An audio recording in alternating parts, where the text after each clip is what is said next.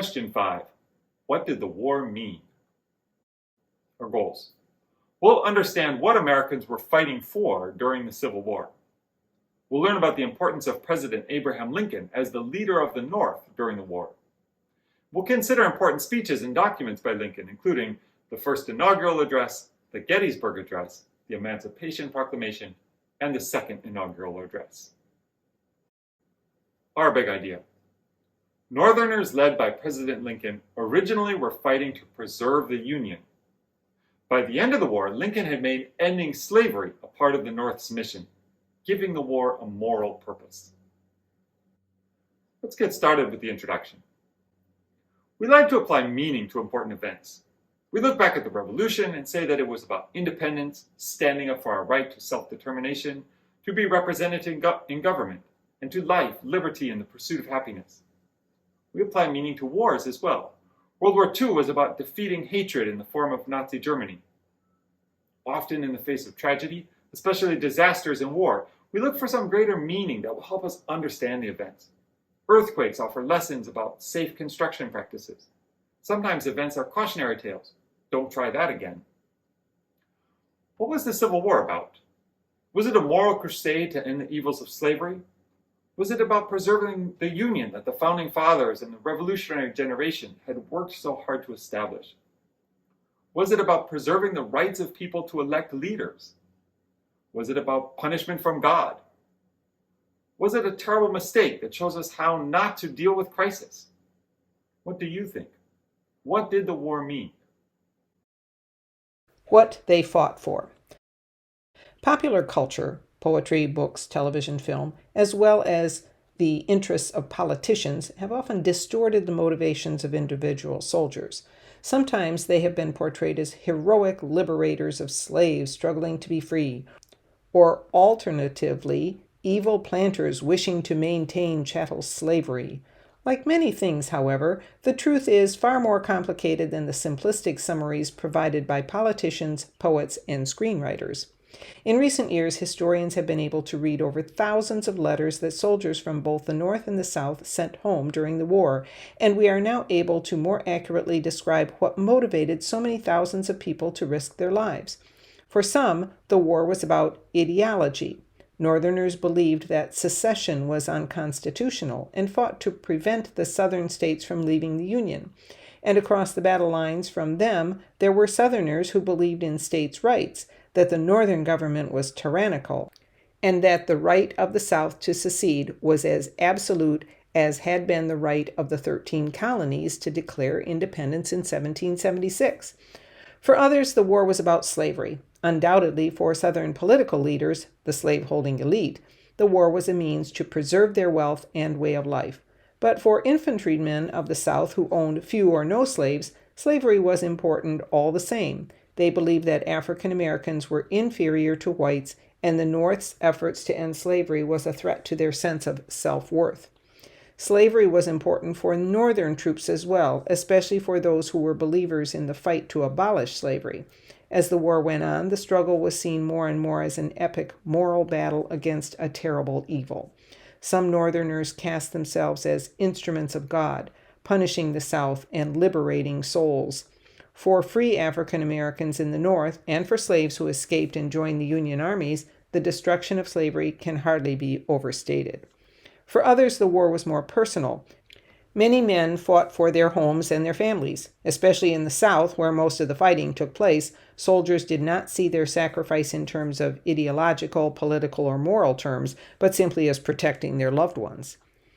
Sullivan Ballou, a major in the Union Army, eloquently summarized the feelings of many who fought in the war in a letter he wrote to his wife just before he was killed at the First Battle of Bull Run in 1861.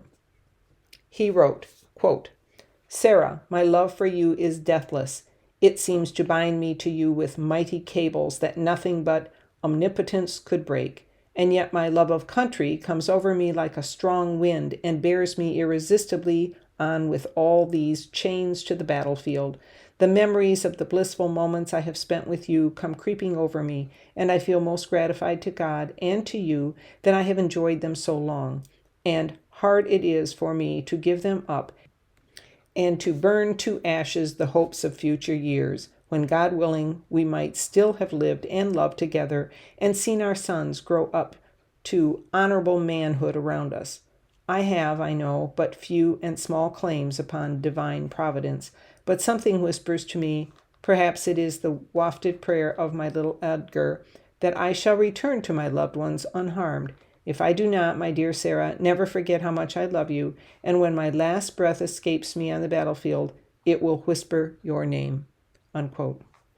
Whatever their reasons, the men and women who struggled through the 4 terrible years of war demonstrated tremendous devotion. In all, over 1 million Americans died, more than 3% of the entire population of the country at that time. Emancipation, the end of slavery. Looking back at the Civil War with the benefit of more than 150 years of hindsight, it is easy to say that the war was about ending slavery and that emancipation was going to be the obvious outcome of the war. This was not at all obvious then. Prior to the Civil War, Abraham Lincoln attempted to abstain from the debate over slavery, arguing that he had no constitutional authority to intervene. As the war progressed, emancipation remained a risky political act that had little public support. Lincoln faced strong opposition from Copperhead Democrats, who demanded an immediate peace settlement with the Confederacy. They believed that it would be much better to simply let the South secede and avoid war altogether. Many recent immigrants in the North also opposed emancipation, viewing freed slaves as competition for scarce jobs. Within the Republican Party, however, the radical Republicans, led by House Republican leader Thaddeus Stevens, put strong pressure on Lincoln to end slavery quickly. One of the radical Republicans' most persuasive arguments was that the South's economy would be destroyed were it to lose slave labor. Congress passed several laws between 1861 and 1863 that aided the growing movement toward emancipation. Despite his concerns that premature attempts at emancipation would weaken his support and entail the loss of crucial border states, the slave states that had decided to remain in the Union, Lincoln signed these acts into law. The first of these laws to be implemented was the First Confiscation Act of August 1861, which authorized the confiscation of any Confederate property, including slaves, by Union forces. In March 1862, Congress approved a law which forbade Union Army officers from returning fugitive slaves to their owners. The laws had their intended effect. As Union armies moved through the South, thousands of slaves left their homes and fled to the approaching Union troops, and the South's economy suffered. The following month, Congress declared that the federal government would compensate slave owners who freed their slaves. Moderate Republicans accepted Lincoln's plan for gradual compensated emancipation, which was put into effect in the District of Columbia. In June 1862, Congress passed a law to emancipate slaves in the territories of the West. What Lincoln really needed, however, was a major military victory that would demonstrate to the country and to France and Britain that the North was going to win on the battlefield and that emancipation would be a moral justification for the bloodshed that the war had unleashed. That victory came in September of 1862 at Antietam.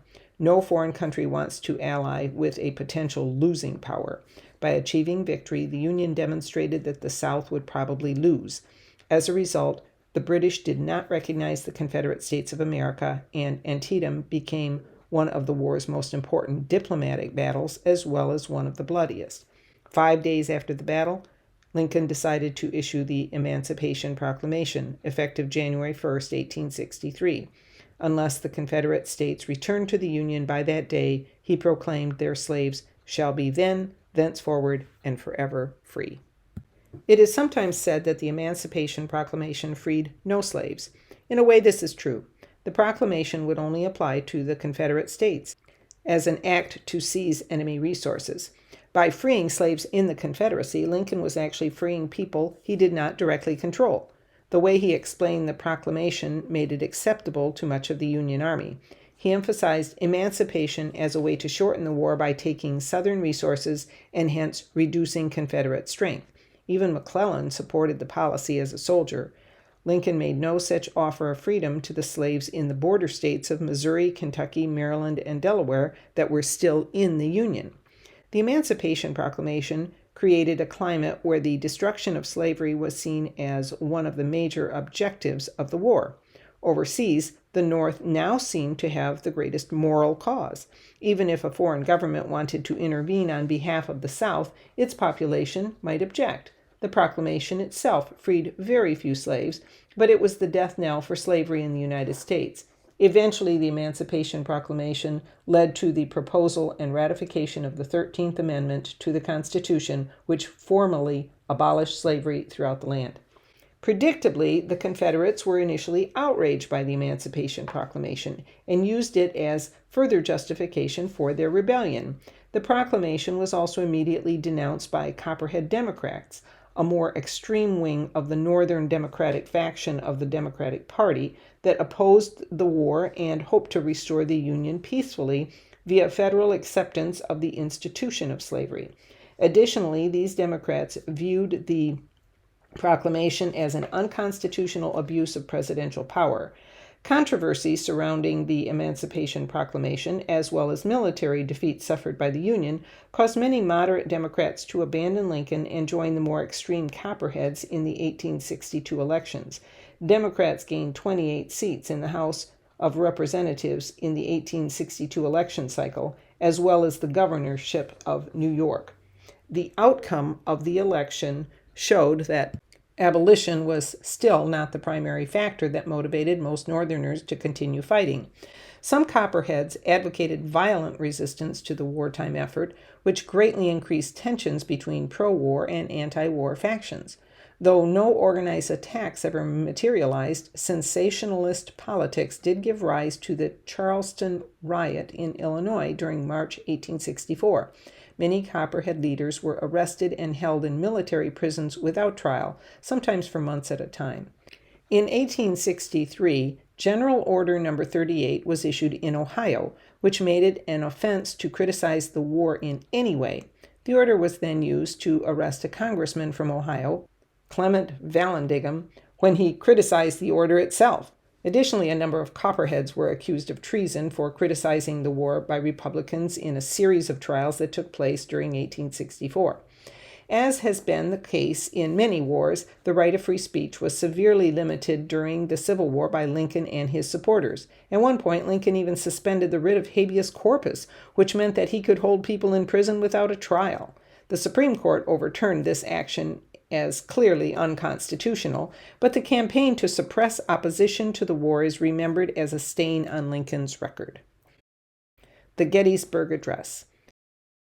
After the Battle of Gettysburg in July of 1863, work began to move the bodies of fallen soldiers from their makeshift graves scattered across the expansive battlefield to a single cemetery. As part of a ceremony to formally dedicate the cemetery, President Lincoln was invited to formally set apart these grounds to their sacred use by a few appropriate remarks. So it was that on November 19, 1863, 4.5 months after the Union armies defeated those of the Confederacy at the Battle of Gettysburg, that Lincoln delivered the Gettysburg Address, one of the most remembered and quoted speeches in history. Actually, President Lincoln's carefully crafted address was not the day's main event.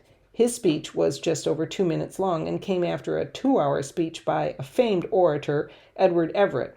Even Lincoln said that people would not long remember what he had to say, but today it is Lincoln's 10 sentences and not Everett's words that remain important. Beginning with the now iconic phrase, 77 years ago, a reference to the Declaration of Independence in 1776, Lincoln reiterated the principles of human equality espoused by the Founding Fathers. He looked back to the Revolution and cast the Civil War as a new birth of freedom. Indeed, many historians agree with him, noting that while the Revolution of the 1770s produced an independent United States, the Civil War demonstrated that it could survive. But Lincoln also redefined the war as a struggle not just for the Union, but also for the principle of human equality, thus tying together his initial stated purpose for the war, to preserve the Union with the abolition of slavery. Lincoln ended his short address with a reminder that the war was a test of the strength of the Founding Fathers' trust in representative democracy, saying that victory would show that government of the people, by the people, for the people shall not perish from the earth. Lincoln's second inaugural address. Abraham Lincoln delivered his second inaugural address on March 4, 1865. At a time when victory over secessionists in the American Civil War was within days and slavery in all the Union was near an end, Lincoln's speech was not celebratory, boastful, or proud. Instead, he was filled with sadness. He rejected triumphalism and reminded his audience of the unmistakable evil of slavery. Throughout his speech, he made numerous references to the Bible and how he saw God at work in the war. It is considered one of the finest speeches in American history. Lincoln wondered what God's will might have been in allowing the war to happen and why it had assumed the terrible dimensions it had taken. He reiterated the cause of the war, slavery, in saying slaves constituted a peculiar and powerful interest. All knew that this interest was somehow the cause of the war. But Lincoln was cautious not to cast blame entirely on the South. He alluded to the New Testament, saying, "But let us judge not, that we be not judged," and reminded Northerners that before the war their own textile mills had grown wealthy processing cotton that slaves had picked. Lincoln suggested that the death and destruction wrought by the war was God's way of punishing Americans for having embraced slavery, wondering if God might be imposing an eye for an eye punishment and letting the war continue until every drop of blood drawn with the lash shall be paid by another drawn with the sword. Lincoln believed it is impossible for humans to know exactly what God's purposes are, but that it was his and everyone's role to move forward to rebuild the country in the best way they knew how. In closing his address, Lincoln looked forward to his vision of Reconstruction. He believed that punishing the South would be counterproductive and was the wrong course of action. Again, he alluded to Scripture, saying, "Let us strive on to bind up the nation's wounds, to care for him who shall have borne the battle, and for his widow and his orphan, to do all which may achieve and cherish a just and lasting peace among ourselves and with all nations." Lincoln's sense that God's will was unknowable, however, stood in marked contrast to sentiments at the time. In most people's minds, both sides of the Civil War assumed that they could read God's will and assumed that he supported their causes. Julia Ward Howe's popular song, Battle Hymn of the Republic, expressed sentiments common in the North, that the Union was waging a righteous war, that the Union armies were acting as the hand of God to destroy the evils of secession and slavery. Like many of his earlier speeches, in his last major address, Lincoln was eloquent, succinct, and modest. He described Reconstruction as compassionate rather than punishing, but ultimately it was Republicans in Congress, not Lincoln, who would determine the fate of the effort to rebuild the South. Lincoln's assassination. On April 11, 1865, 2 days after Lee's surrender at Appomattox, Lincoln delivered a speech outlining his plans for peace and Reconstruction. In the audience was John Wilkes Booth, a successful actor born and raised in Maryland. Booth was a fervent believer in slavery and white supremacy. Upon hearing Lincoln's words, he said to a companion, "Now, by God, I'll put him through. That is the last speech he will ever make." After failing in 2 attempts earlier in the year to kidnap the president, Booth decided Lincoln must be killed. His conspiracy was grand in design. Booth and his collaborators decided to assassinate the president, Vice President Andrew Johnson, and Secretary of State William Seward, all in the same evening. Lincoln decided to attend a British comedy, Our American Cousin, at Ford's Theater. Ulysses S. Grant had planned to accompany the president and his wife, but during the day he decided to see his son in New Jersey. Attending the play that night with the Lincolns were Major Henry Rathbone and his fiancée Clara Harris, the daughter of a prominent senator. In the middle of the play that night, Booth slipped into the entryway to the president's box, holding a dagger in his left hand and a Derringer pistol in his right. He fired the pistol 6 inches from Lincoln and slashed Rathbone's arm with his knife. Booth then vaulted over the front of the president's box, caught his right leg in a flag, and landed on the stage, breaking his leg. He waved his dagger and shouted what is reported to be Sic semper tyrannis, Latin for "thus always to tyrants." Some reported that he said, "The South is avenged." Then he ran limping out of the theater, jumped on his horse, and rode off toward Virginia. The bullet entered Lincoln's head just behind his left ear, tore through his brain, and lodged just behind his right eye. The injury was mortal. Lincoln was brought to a boarding house across the street where he died the next morning. The other targets escaped death. Lewis Powell, one of Booth's accomplices, went to Seward's house, stabbed and seriously wounded the Secretary of State, but Seward survived. Another accomplice, George Atzerodt, could not bring himself to attempt to assassinate Vice President Johnson. 2 weeks later, on April 26th, Union cavalry trapped Booth in a Virginia tobacco barn. The soldiers had orders not to shoot and decided to burn him out of the barn. A fire was started. Before Booth could even react, Sergeant Boston Corbett took aim and fatally shot Booth. The dying assassin was dragged to a porch where his last words uttered were, "Useless, useless." A train carried Lincoln's body on a circuitous path back home for burial in Springfield, Illinois. A mourning nation turned out by the hundreds of thousands to bid farewell to their president, the first to fall by an assassin's bullet. The legacy of the Civil War. The Civil War was the bitterest war in American history by almost any definition. It has been called the Brothers' War, the war between the states, or the War of Northern Aggression. Strong feelings about background, causes, fighting, and meaning of the Civil War continue to this day. For a long time, the number of deaths on both sides in the Civil War was estimated at slightly over 600,000, with another 400,000 suffering grievous wounds.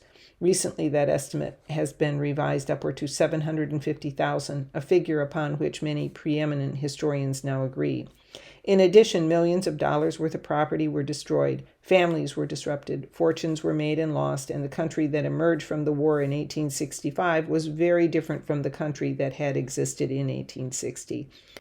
Myths about the causes, conduct, and results of the war also persist into modern times. It is often difficult to separate the mythological from the factual history of the war, about which much is still being written.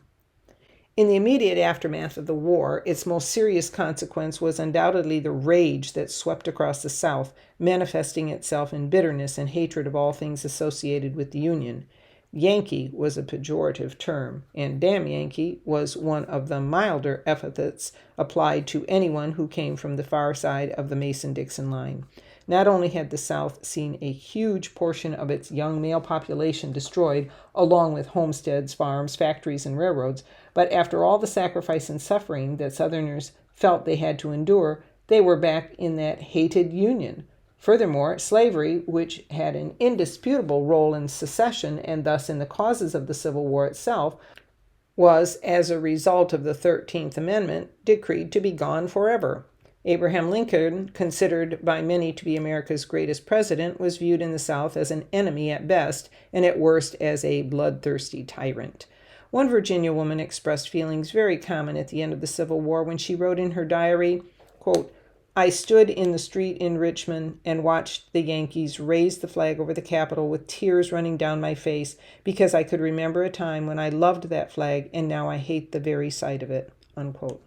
As Southerners viewed the history of the pre-war years, secession, and the war itself, they began the process of writing their own history of those terrible events and came to adopt what is called the lost cause, the idea that in the end the South had been right in its desire to govern itself and its peculiar institution of slavery. The idea, or as some term it, the myth of the lost cause, is still present. Reconstruction, the process of rebuilding the South, would have been difficult under the best of circumstances and with the best of leadership, but Abraham Lincoln, whose attitude toward the South was encapsulated in his second inaugural address, with charity for all and malice toward none, was dead, and Andrew Johnson, a Southerner, was far from the best man for the job. The Republican radicals in the United States Congress, who dominated the government and whose good intentions may have been heartfelt, nevertheless dictated strict terms under which the South could rejoin the Union, terms that were virtually impossible for the South to swallow without choking on them. Reconstruction was, in the words of one historian, a states' writer's nightmare. Naturally, the rage and frustration felt by many Southerners needed a target or outlet, and unsurprisingly, the target was the freedmen and women, the former slaves who now walked unfettered in the streets of Charleston, Atlanta, Mobile, and New Orleans. Their very presence as free men and women further aggravated feelings of Southerners like salt in a wound, and their wrath was often bloody and violent. What is called the Reconstruction period lasted about a dozen years, but its effect went on for decades, and indeed the legacy of the Civil War and its aftermath, Reconstruction, remain with us to this day. The results of the Civil War included the 13th, 14th, and 15th Amendments that ended slavery, created national citizenship for the first time, amplified the meaning of the Bill of Rights, and attempted to provide access to the democratic process for all adult male Americans. They were, at least for more than a generation, only partially successful at best. Conclusion. At Gettysburg, Lincoln said that these here dead shall not have died in vain. But what did all those who perished in the Civil War die for? Did they die to end slavery or preserve the Union? Was the war a terrible mistake in which millions of people died simply to defend a homeland, no matter what its faults? Was the war a holy crusade to make the world right? What do you think? What did the war mean?